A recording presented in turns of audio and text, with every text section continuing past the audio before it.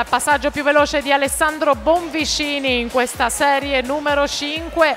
Per la quarta serie si preparano alla partenza Matteo Dimitri, Leosport in 1, Filippo Nanto, Schio Nuoto in 2, Marco Bettella, Nuoto Vigonza in 3, Alessandro Bosa, Idros in 4, Samuele Rizzato, Team Veneto in 5 e per il Piave Nuoto Andrea Trevisiolli in 6, Enrico Costantini in 7, per lo Schio Nuoto Francesco Toniolo in 8. Intanto Efrem Ceccon si aggiudica questa quinta serie e lo fa con l'ufficioso di 57 e 34.